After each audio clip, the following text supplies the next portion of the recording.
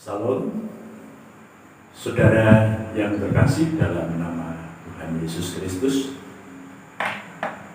Pada sesi sebelumnya telah saya sampaikan dengan tema yang pertama, sesi keadaan orang mati.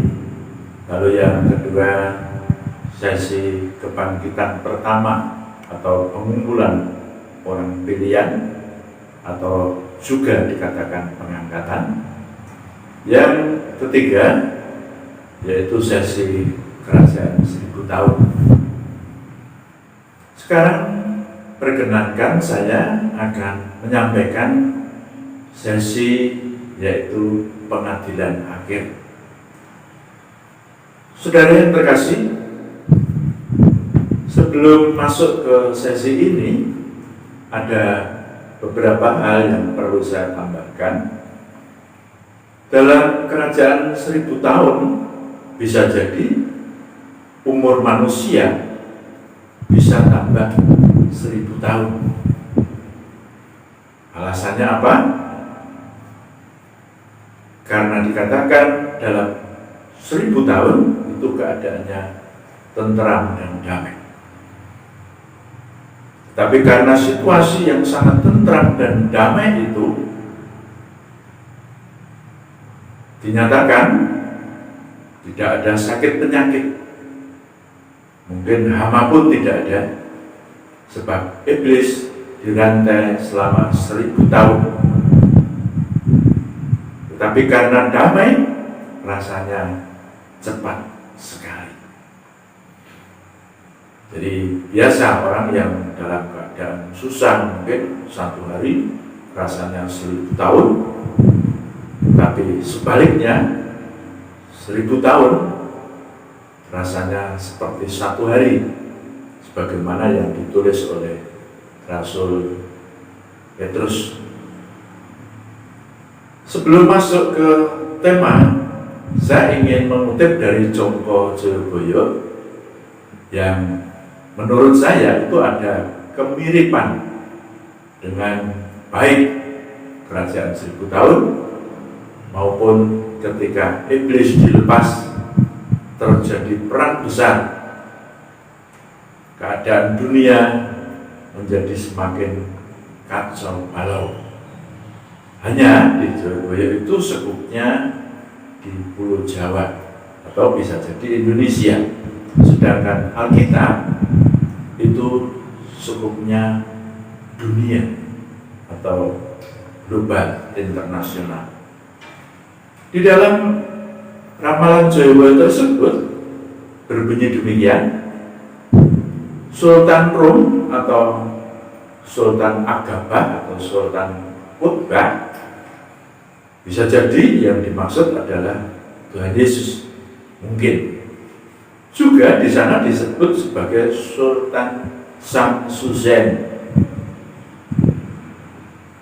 Sultan Samsusen ini mengangkat seorang raja di tanah Jawa, bisa jadi di Indonesia, namanya adalah Sultan Heru Cakra. Menurut keterangan di sana, beliau keturunan Ratu Amisan. Di bawah keturunan Sultan Heru Cakra ini, keadaan tanah Jawa menjadi tentram dan damai serta sentosa. Pasukannya setia kepada raja, keadilan ditegakkan, agama diutamakan, nama negaranya Ngamartoloyo.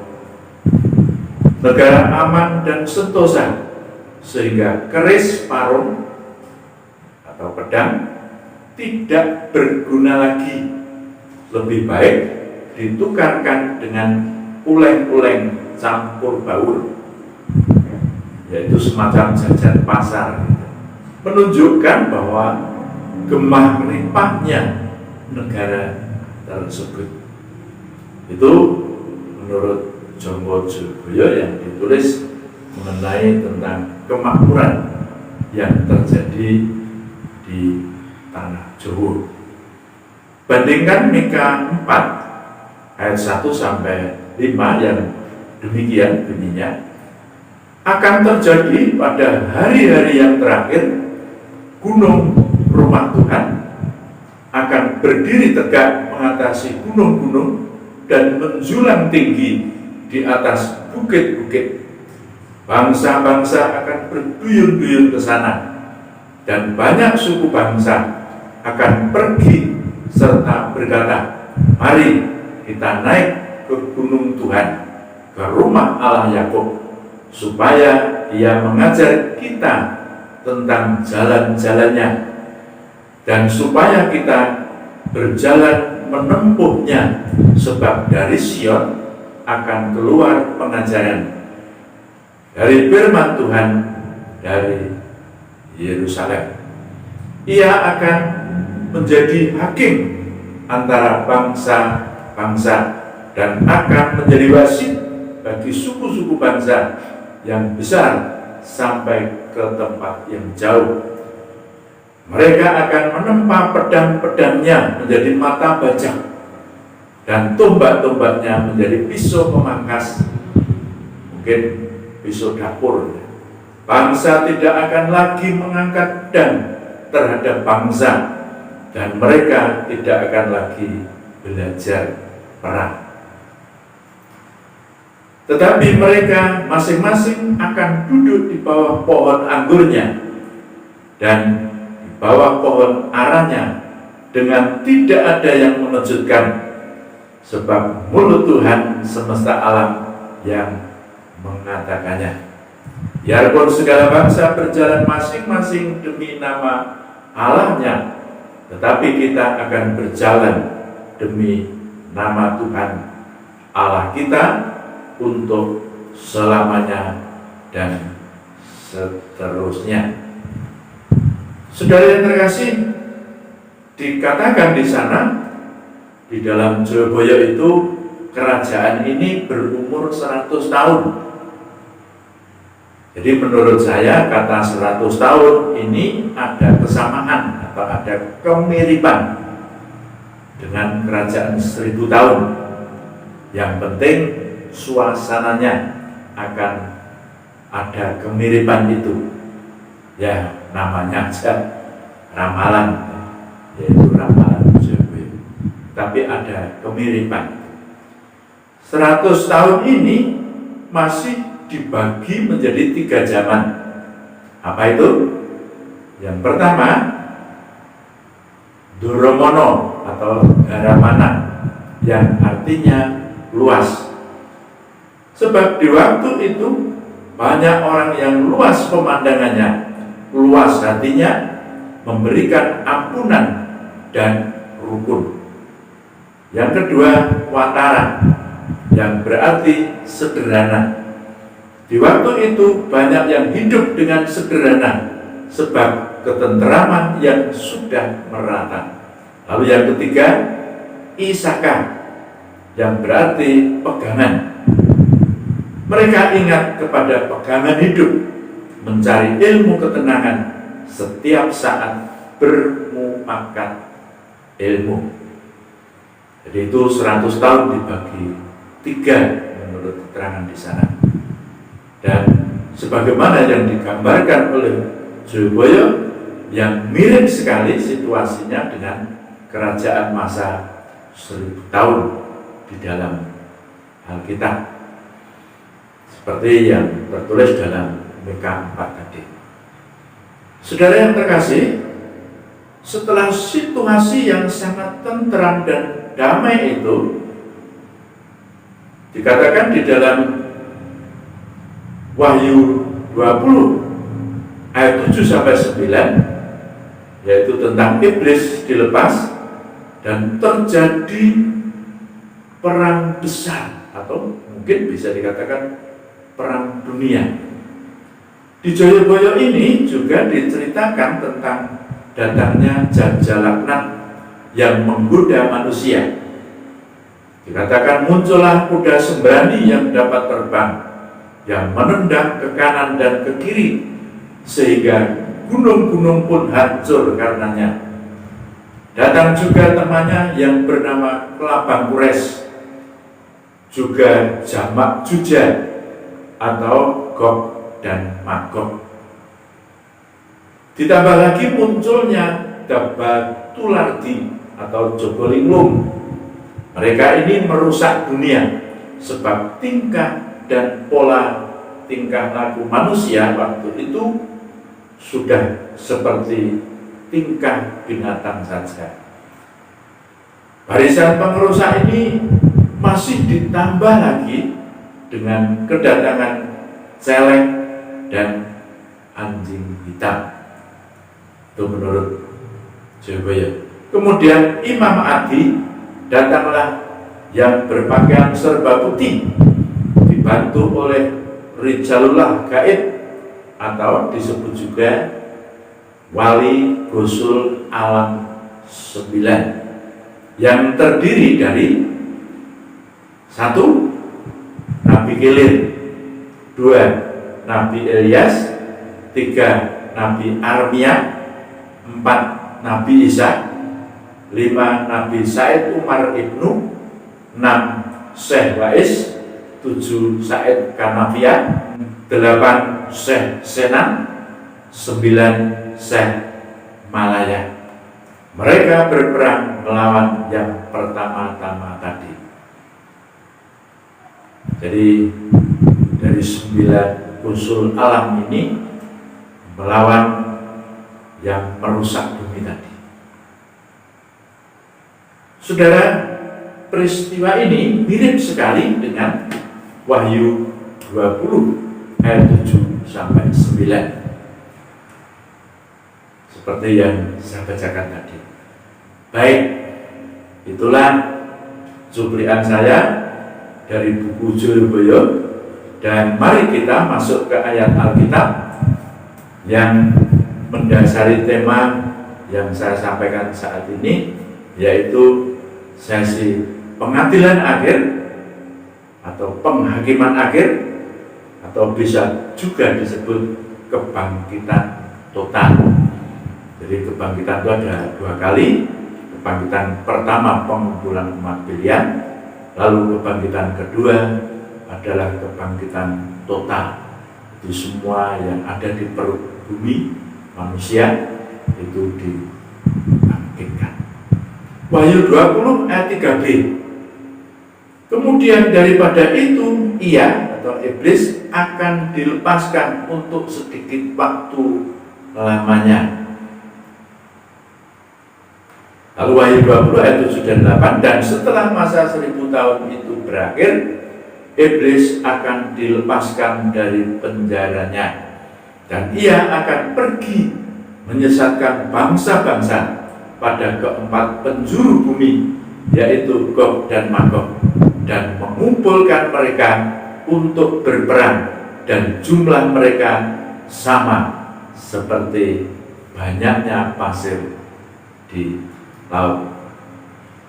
Ada penjelasan di sana, ada tafsiran juga. Keturunan Abraham akan seperti bintang di langit, itu dialamatkan kepada bangsa pilihan atau umat pilihan. Lalu kata pasir di laut itu dialamatkan bagi orang yang tertinggal atau tidak dipilih. Jadi kalau ayat tadi dikatakan banyaknya seperti pasir di laut, nah, bisa dipastikan ya bahwa orang-orang ini termasuk golongan orang yang tidak terpilih. Selanjutnya marilah kita cermati kejadian yang dijelaskan oleh Matius 24 ayat 15. Itu sebetulnya mirip sekali dengan kejadian ketika iblis dilepas. Jadi apabila kamu melihat pembinasa keji berdiri di tempat kudus, menurut firman yang disampaikan oleh Nabi Daniel, para pembaca hendaklah memperhatikannya. Sebab pada masa itu akan terjadi siksaan yang dahsyat, seperti yang belum pernah terjadi sejak awal dunia sampai sekarang, dan yang tidak akan terjadi lagi. Dan sekiranya waktunya tidak dipersingkat, maka dari segala yang hidup tidak ada yang selamat. Akan tetapi oleh karena orang-orang pilihan waktu itu akan dipersingkat. Jadi ketika iblis dilepas itu dijelaskan dalam ayat tadi, dilepaskan untuk sedikit waktu. Tetapi ya sangat dahsyat sekali. Setiap orang yang masih bertahan iman pada Kristus, ya, resikonya, konsekuensinya harus mati dibunuh oleh orang-orang yang kerasuan iblis. Jadi ada keterangan di sana orang-orang pilihan, di sini bukan masuk orang-orang pilihan pada kebangkitan pertama sebagaimana ditulis dalam 1 Tesalonika 4 ayat 16. Tetapi orang-orang pilihan di sini yaitu namanya tercatat dalam kitab kehidupan. Jadi mungkin ketika iblis dilepas itu yang masih tetap beriman pada Kristus. Jadi bukan termasuk orang yang sudah diangkat, dikuburkan oleh Tuhan Yesus dan ikut memerintah selama 1000 tahun itu. Bukan. Ayat 15. Jadi pada waktu kebangkitan akhir masih ada orang yang bisa masuk surga, yaitu orang-orang yang tetap bertahan imannya seperti yang saya jelaskan tadi. Jadi masih punya harapan surga pada kebangkitan akhir. Daripada ikut iblis akan menerima cap di dahi dan di tangan mereka, yang akhirnya ikut dilempar di lautan api belerang bersama iblis beserta malaikat-malaikatnya, sebagaimana tertulis dalam Wahyu 20 ayat 10.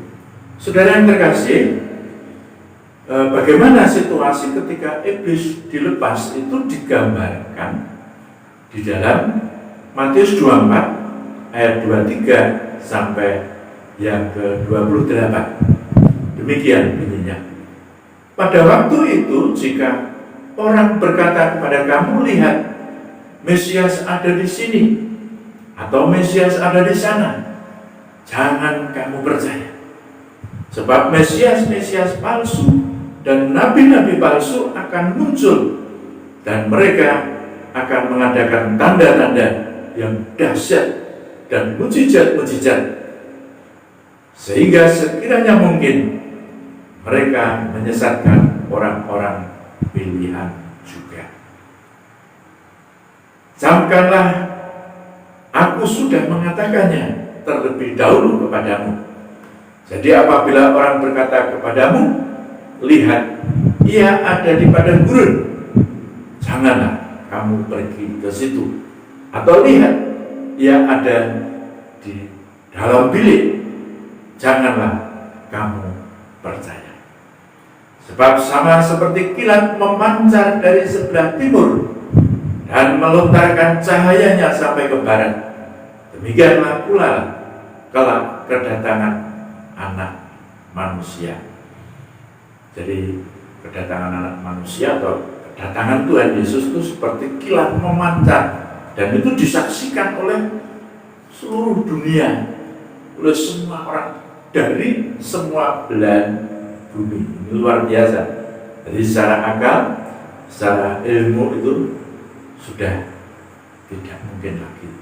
Ayat ini ditutup, di mana ada bangkai, di situ burung nazar berkerumun. Ya mungkin ayat ini yang dimaksud banyak orang mati itu, dan burung nazar itu biasanya senang dengan bangkai, termasuk bangkai manusia, mayat manusia. Jadi meskipun keadaan dunia saat itu sangat kacau, akan tetapi mungkin masih ada orang-orang Kristen yang tetap bertahan atau tetap beriman pada Kristus. Sebab pada masa 1000 tahun semua orang jadi Kristen atau berkiblat pada Kristus. Sebagaimana dalam sesi berikutnya, meskipun banyak juga yang dibunuh, tetapi orang kudus masih ada saat itu, meskipun hidupnya sangat terancam bunuh. Wahyu 19 ayat 19 dan 20, dan aku melihat binatang itu dan raja-raja di bumi seperti tentara-tentara mereka, dan mereka telah berkumpul untuk melakukan peperangan melawan penunggang kuda itu dan tentaranya. Maka tertangkaplah binatang itu, dan bersama-sama dengan dia nabi palsu yang telah mengadakan tanda-tanda di depan matanya, dan dengan demikian ia menyesatkan mereka yang telah menerima tanda dari binatang itu dan yang telah menyembah patungnya. Keduanya dilemparkan hidup-hidup ke dalam lautan api yang menyala-nyala oleh belerang. Keterangan pelemparan ke lautan api belerang nampaknya ada 3 kali. Jadi yang pertama Wahyu 19 ayat 20,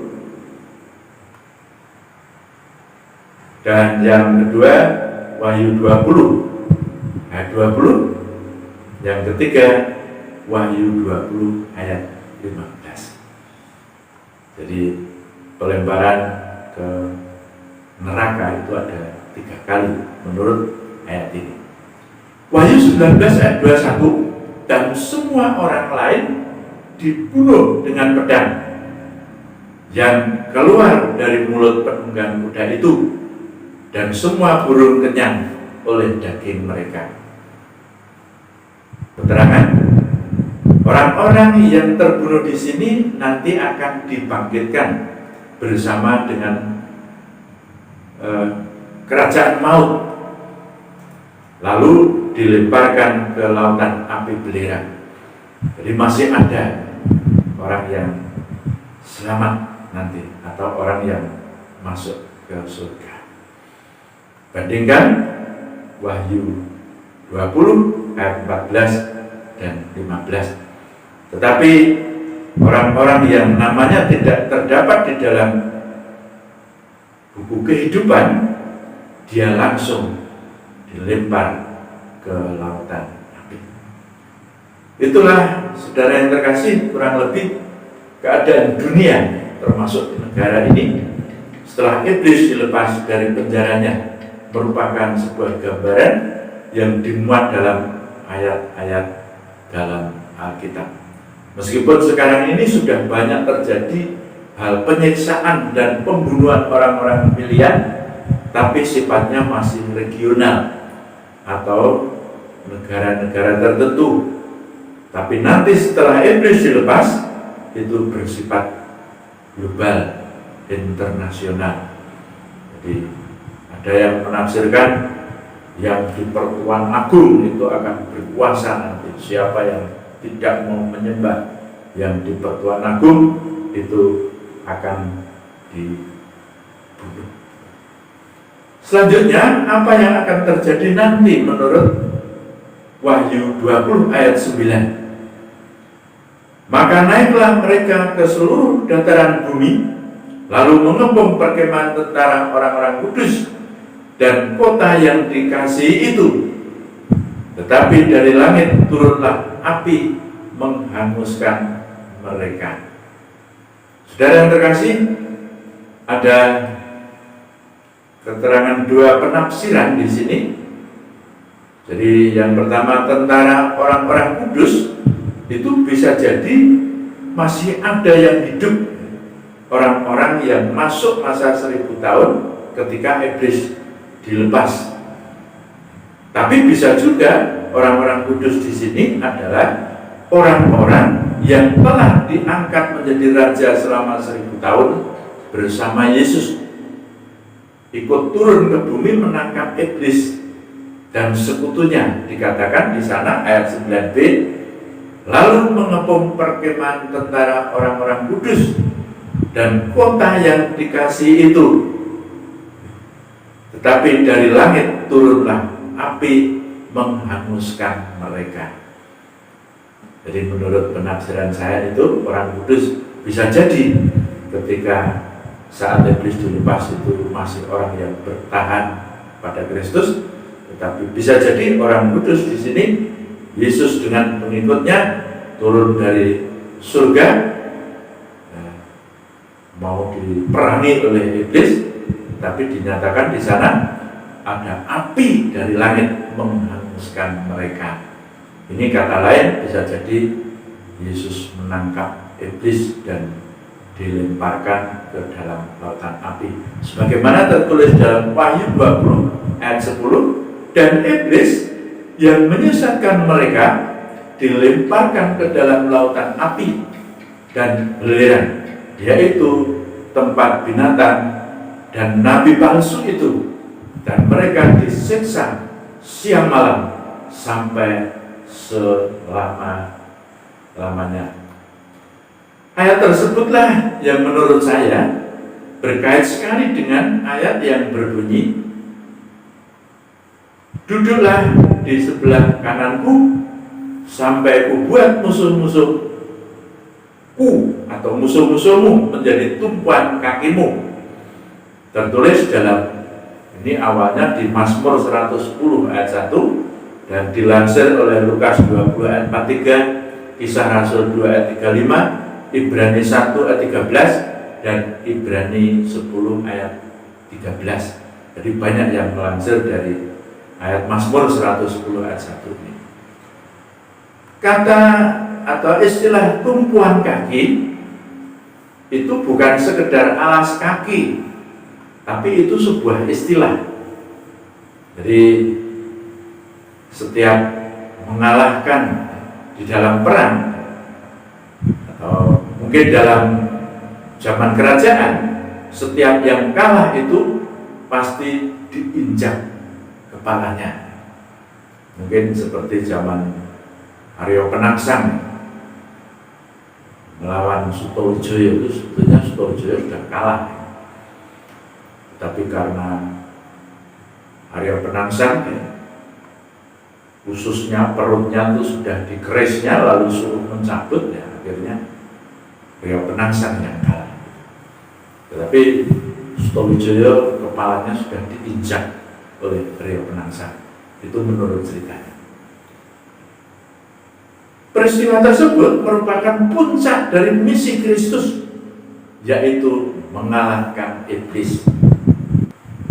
Dikatakan dalam Kejadian, yaitu Kejadian 3 ayat 15, aku akan mengadakan permusuhan antara engkau dan perempuan ini, antara keturunanmu dan keturunannya. Keturunannya akan meremukkan kepalamu dan engkau akan meremukkan tumitnya. Siapa keturunan perempuan? Keturunan Hawa, yaitu Yesus. Ternyata benar, itu keturunan perempuan. Jadi ketika Maria mengandung, hamil, itu tidak melibatkan seorang pria. Di keturunan perempuan, ini nubuat ini dipenuhi. Makanya Yesus sering mengatakan dirinya sebagai anak manusia. Ini menurut saya erat sekali dengan ayat ini. Yesus sering mengatakan anak manusia. Lalu pertanyaannya, kapan iblis meremukkan tumitnya? Sebagaimana tertulis dalam Yohanes 19 ayat 31 sampai 34. Karena hari itu, hari persiapan, dan supaya pada hari Sabat mayat-mayat itu tidak tinggal tergantung pada kayu salib.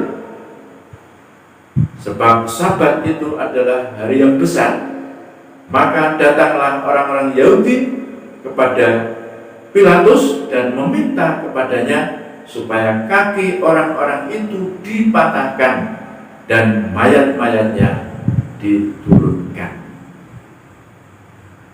Maka datanglah prajurit-prajurit lalu mematahkan kaki orang yang pertama dan kaki orang yang lain yang disalibkan bersama-sama dengan Yesus. Tetapi ketika mereka sampai kepada Yesus dan melihat bahwa Ia telah mati, mereka tidak mematahkan kakinya. Tetapi seorang dari antara prajurit itu menikam lambungnya dengan tombak dan segera mengalir keluar darah dan air. Jadi pertanda orang kalau sudah mati itu, kalau perutnya itu lubang, itu akan keluar darah dan air. Tapi kalau masih hidup itu hanya keluar darah. Mungkin kita mau bertanya, berarti nubuat itu tidak cocok karena Yesus tidak dipatahkan atau tidak diremukkan kakinya. Mungkin ada orang yang bertanya seperti itu. Ya mungkin hal itu tidak secara spesifik ya, makna secara utuh ayat tersebut yang berarti penyaliban Yesus. Berarti iblis sempat meremukkan tumit Yesus, tetapi anak manusia Yesus harus meremukkan kepala iblis. Jadi dengan melempar iblis ke lautan api belerang, berarti Yesus telah meremukkan kepala iblis. Kata lain, mengalahkan atau menghukum, menyiksa siang dan malam. Dan kalau tulang Yesus tidak dipatahkan, itu pun juga ada ayatnya atau ada nubuatnya. Jadi bukan berarti kalau tidak dipatahkan tidak, atau nubuat tidak cocok. Sebagaimana tertulis dalam Mazmur 34 ayat yang ke-20, Ia melindungi segala tulangnya, tidak satu pun yang patah. Meskipun ada yang dipaku ya, mungkin itu diambil dari sela-sela tulang, jadi bukan pas tulangnya. Tentang lambung tertikam itu juga ada ayatnya, ada nubuatnya.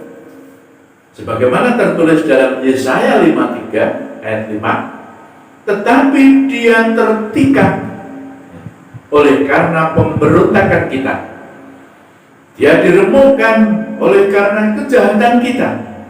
Ganjaran yang mendatangkan keselamatan bagi kita ditimpakan kepadanya, dan oleh bilur-bilurnya kita menjadi sembuh.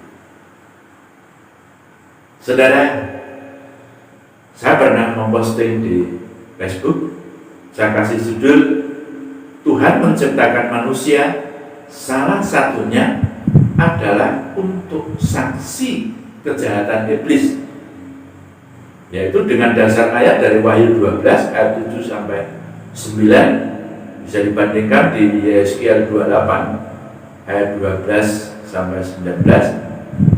Meskipun ayat tersebut ditujukan pada Raja Tirus di Yeskiel itu, namun isinya menceritakan tentang kesombongan malaikat keruh yang ingin menggantikan posisi Allah, yang akhirnya dilempar ke bumi. Ini terjadinya jauh sebelum Adam,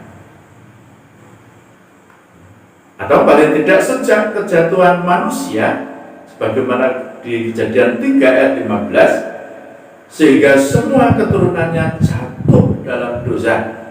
Dan rencana Allah sesuai nubuat-nubuatnya, melalui pengorbanan anak manusia atau Yesus, manusia boleh kembali menerima keselamatan atau hidup kekal. Ada sebuah penafsiran, sebenarnya iblis sudah mau dimasukkan neraka saat itu, atau saat itu juga, sebagaimana tertulis dalam Wahyu 12 ayat 8, dikatakan mereka tidak mendapat tempat di surga. Kata lain, mau dimasukkan ke neraka saat itu juga. Akan tetapi Tuhan Allah itu adil, sebab pada saat itu belum ada saksi kejahatan iblis.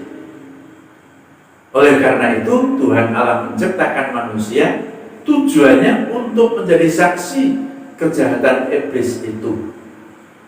Jadi Wahyu 20 ayat 10 itu vonis akhir untuk iblis, bahwa kejahatannya sudah ada saksinya, yaitu manusia. Sebab ketika perang di surga itu belum ada saksinya. Jadi saksi hanya para malaikat yang masih setia kepada Allah. Itu secara pengadilan, secara hukum itu tidak sah atau belum sah, karena malaikat-malaikat itu ada di pihak Allah.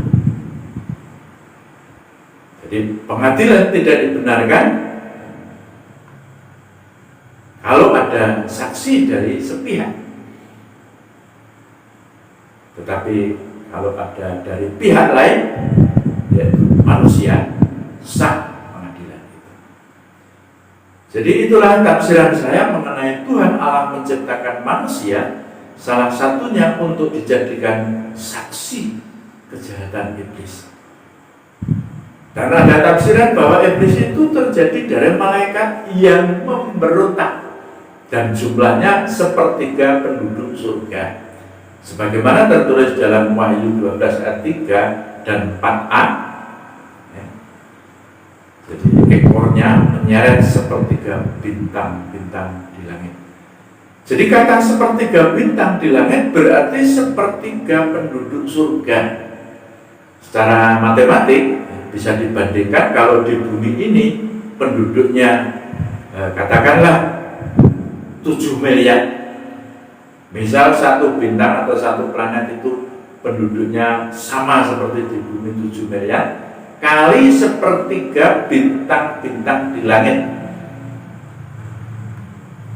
Dan semua itu dilempar ke bumi. Bisa dibayangkan ya, kalau setan itu kelihatan, mungkin kita lewat aja tidak bisa.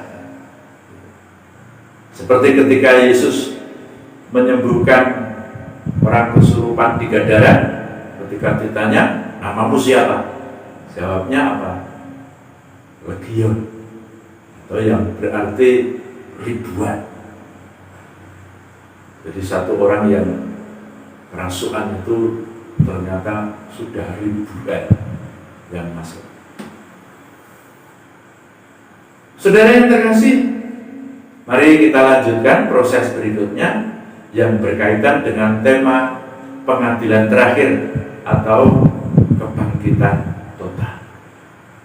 Maaf, dalam Wahyu 20 ayat 11 sampai 15 itu tidak saya urutkan, atau akan saya coba saya urutkan sesuai kejadian yang masuk di akal.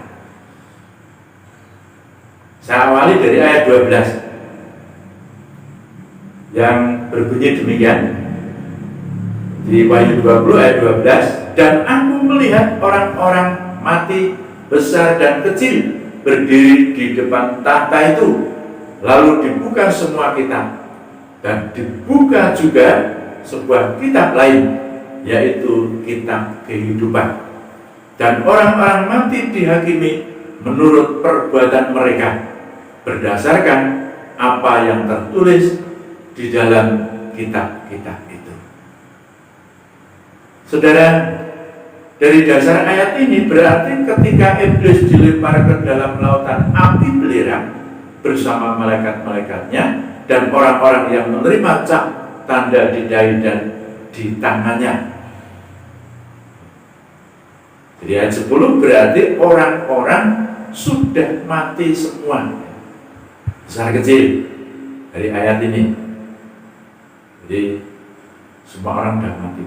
Dan pengadilan di sini bukan untuk semua orang, akan tetapi orang-orang yang tidak ikut dibangkitkan pada waktu kebangkitan pertama, sebagaimana tertulis dalam 1 Tesalonika 4 ayat 16. Dan orang-orang yang mati dibunuh ketika iblis dilepas, sebab orang pilihan sudah bersama Yesus memerintah selama 1000 tahun. Dan bentuk pengadilan di sini bukan seperti di dunia ini. Jadi dikatakan di sana ada 2 buku. buku kehidupan atau kitab kehidupan dan kitab yang lain. Dikatakan ayat 13b, dan mereka dihakimi masing-masing menurut perbuatannya. Tetapi dalam ayat 15, dan setiap orang yang tidak ditemukan namanya tertulis dalam kitab kehidupan itu, ia dilemparkan ke dalam lautan api. Jadi mungkin di sini yang tertulis dalam kitab kehidupan yaitu orang-orang yang mati dibunuh ketika iblis dilepas. Bagaimana tertulis dalam Wahyu 27-8. Karena imannya kepada Yesus. Jadi bukan semua orang, tetapi orang yang ketika masih bertahan iman pada Kristus pada saat iblis dilepas. Di ayat 14 nampaknya orang-orang yang masuk kuburan atau kerajaan maut ini tidak melalui proses pengadilan. Mereka dibangkitkan langsung dilemparkan ke dalam lautan api. Itulah kematian yang kedua, lautan api. Ayat ini mungkin yang dimaksud oleh banyak orang itu Seol atau Hades, yaitu orang-orang yang mati di luar Kristus atau kerajaan maut, yang tidak punya hak hidup kekal. Sedangkan orang yang punya hak hidup kekal dikatakan di Firdaus. Dan sudah saya jelaskan di sesi sebelumnya, kata Firdaus itu sebetulnya bukan tempat, melainkan terlebih pada hak. Ya akhirnya nanti Firdaus itu akan jadi surga, tetapi Firdaus pada saat yang disampaikan kepada penjahat oleh Tuhan Yesus itu terlebih pada hak. Jadi kita yang masih hidup dalam Kristus, jika kita atau iman kita benar, sebetulnya kita sudah berada di Firdaus. Sebab hak hidup kekal itu ada di atau sudah diberikan kepada kita. Itulah Firdaus. Ya, meskipun banyak orang menafsirkan, Firdaus itu suatu tempat untuk menunggu menerima mahkota. Silakan ya. Wahyu 20 ayat 13, maka laut menyerahkan orang-orang mati yang ada di dalamnya, dan mereka dihakimi masing-masing menurut perbuatannya.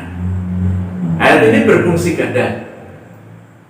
Pada kebangkitan pertama, orang yang tenggelam dalam laut yang iman pada Kristus atau imannya benar, dia dibangkitkan dan diangkat ikut memerintah menjadi raja bersama Kristus. Tapi pada kebangkitan atau pengadilan akhir ayat ini juga terjadi, orang yang tenggelam dalam dasar laut juga dibangkitkan. Yang mati dibunuh ketika iblis dilepas kemungkinan masih bisa masuk surga. Makanya dikatakan di sana, dan mereka dihakimi masing-masing menurut perbuatannya. Jadi masih ada kesempatan ya. Jadi menurut saya, jadi orang yang ketika iblis dilepas, yang imannya masih benar ya, pada Kristus, meskipun konsekuensinya harus atau menerima kematian atau dihukum mati. Lalu Wahyu 20 ayat 15, dan setiap orang yang tidak ditemukan namanya tertulis di dalam kitab kehidupan itu, ia dilemparkan ke dalam lautan api. Jadi jelas, pengadilan di sana ada 2 buku atau 2 kitab. Dasarnya hanya siapa-siapa yang namanya tertulis di dalam kitab kehidupan. Yang dalam Wahyu 13:8, 17:8, dalam kitab itu nama-nama tertulis sejak dunia dijadikan, atau bahkan di dalam Efesus 1 ayat 4 dikatakan di sana, sebab di dalam Dia Allah telah memilih kita sebelum dunia dijadikan. Yaitu secara akan Tuhan sudah punya master plan sudah punya planning. Meskipun dunia belum dicipta, Adam manusia belum dicipta, Tuhan sudah punya rencana sedemikian. Sudah yang terkasih, selanjutnya setelah semua yang di dalam kubur atau di dalam bumi dibangkitkan dan menerima upahnya, seperti tertulis di Yohanes 5 ayat 28 dan 29 dikatakan, janganlah kamu heran akan hal itu, sebab saatnya akan tiba bahwa semua orang yang di dalam kubur akan mendengar suaranya, dan mereka yang telah berbuat baik akan keluar dan bangkit untuk hidup yang kekal, tetapi mereka yang telah berbuat jahat akan bangkit untuk dihukum. Ayat ini juga mirip sekali dengan yang tertulis di Daniel 12, khususnya ayat 2 ini. Dan banyak dari antara orang-orang yang telah tidur dalam debu tanah akan bangun, sebagian untuk mendapat hidup yang kekal, sebagian untuk mengalami kehinaan dan kengerian yang kekal. Bisa jadi baik dari Yohanes maupun dari Daniel ini arahnya ke Wahyu 20 ayat ke 13 sampai 15 tadi. Di dalam Wahyu 20 ayat 11 dikatakan, lalu aku melihat suatu tanda putih yang besar, dan dia yang duduk di atasnya. Dari hadapannya lenyaplah bumi dan langit, dan tidak ditemukan lagi tempatnya. Ayat ini ada dua penafsiran. Yang pertama, mungkin tempat ini secara geografis tidak berada di bumi ini, artinya baik surga atau neraka mungkin. Ayat 11b dinyatakan di hadapannya lenyaplah bumi dan langit, artinya sudah tidak dalam pandangan kita lagi. Yang kedua, bisa jadi setelah manusia sudah tidak ada di bumi ini, baik yang hidup maupun yang mati, atau semua yang dalam kubur perut bumi sudah dibangkitkan, mungkin tinggal binatang atau bangkai binatang atau makhluk lain. Karena bumi juga sudah dirusak oleh manusia, semakin menipisnya lapisan bumi ini, bisa jadi lenyapnya itu karena meledak. Jadi karena gunung-gunung sudah banyak yang mati, sehingga tempat bernapas bumi itu sudah tidak ada, tapi karena perut bumi sangat panas, bisa jadi meledak. Bagaimana tertulis dalam ayat lain juga dikatakan, langit dan bumi akan lenyap. Ditulis Matius 5 ayat 18, Lukas 16 17, 2 Petrus 3 ayat 10, Matius 24 35a, dan Markus 13 ayat 31a. Saudara yang terkasih, saya akan menyampaikan sesuatu yang nampaknya ini tidak perlu atau tidak pernah disinggung oleh orang, yaitu serah terima kepada Bapa. Jadi setelah tugas Yesus selesai, itu diserahkan atau menyatu dengan Bapa. Mari kita baca dari 1 Korintus 15 ayat 24 sampai 28. Kemudian tiba kesudahannya, yaitu bila mana Ia, Yesus, menyerahkan kerajaan kepada Allah Bapa, sesudah Ia membinasakan segala pemerintahan, kekuasaan, dan kekuatan. Karena Ia harus memegang pemerintahan sebagai raja sampai Allah meletakkan semua musuhnya di bawah kakinya. Musuh yang terakhir yang dibinasakan ialah maut. Sebab segala sesuatu telah ditaklukkannya di bawah kakinya. Tetapi kalau dikatakan bahwa segala sesuatu telah ditaklukkan, maka teranglah bahwa Ia sendiri yang telah menaklukkan segala sesuatu di bawah kaki Kristus itu tidak termasuk di dalamnya. Tetapi kalau segala sesuatu telah ditaklukkan di bawah Kristus, maka ia sendiri sebagai anak akan menaklukkan dirinya di bawah Dia yang telah menaklukkan segala sesuatu di bawahnya, supaya Allah menjadi semua di dalam semua. Kami ulangi, supaya Allah menjadi semua di dalam semua. Dari dasar ayat tersebut nampaknya tugas Kristus sudah selesai di sini. Lalu dikatakan menaklukkan segala sesuatu di bawahnya, supaya Allah menjadi semua di dalam semua. Kata lain, Yesus Kristus sebagai firman yang menjadi manusia kembali menyatu dengan Bapanya. Itu kurang lebih seperti itu ayat ini.